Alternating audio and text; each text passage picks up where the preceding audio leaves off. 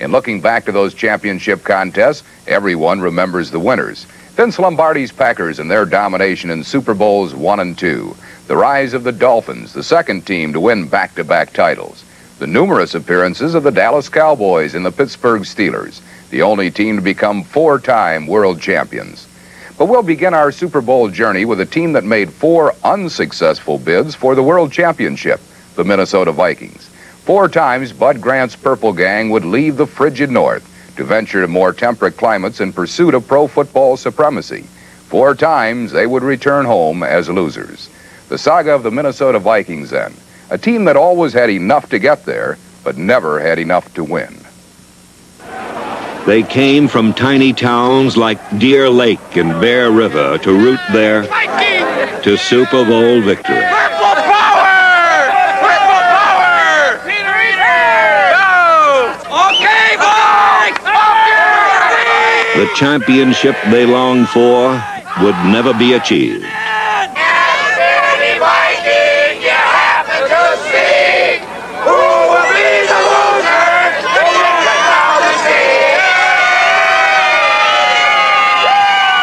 Despite the intensity of the Minnesota masses, 4 times their fiery spirit would be chilled by defeat.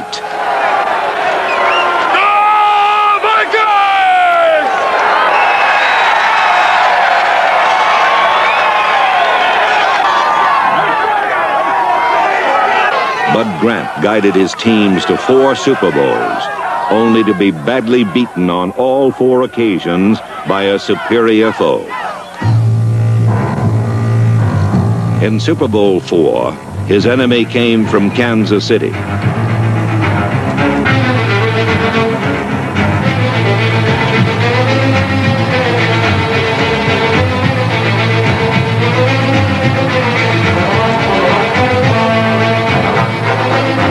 The Chiefs left with a shiny Super Bowl ring and left Joe Kapp and his teammates with a painful 23-7 defeat. The Dolphins were next.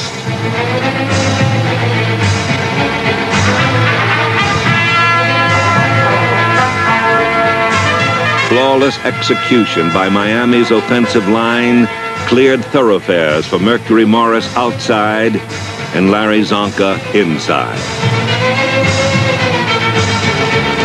Minnesota lost in its second championship attempt 24-7. They wondered just what they were lacking. Perhaps they would find that missing ingredient against Pittsburgh in Super Bowl IX.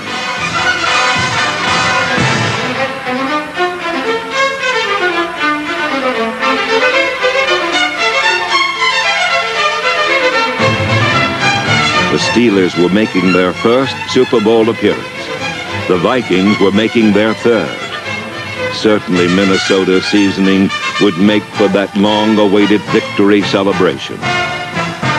Franco Harris proved this line of thinking faulty.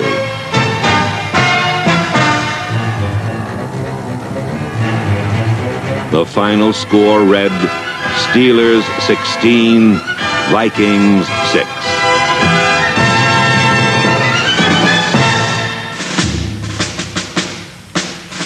Oakland's John Madden instructed his silver and black henchmen to execute Minnesota in Super Bowl XI. So they did. Back to pass goes Targeted. He's going down the middle, and White makes the catch. He is clean, but holds on to the football, losing the helmet. Chin strap flying one way, helmet the other. Holy Toledo. With his receivers manhandled, Tarkington scrambled like a dog tied to a very short leash. Oakland beat the Vikings worse than the others, 32-14.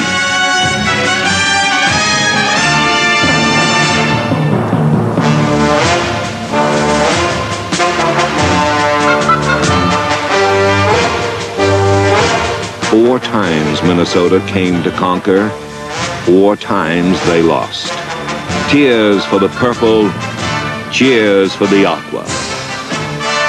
The twilight for the Vikings, the dawn of a new era for the Steelers.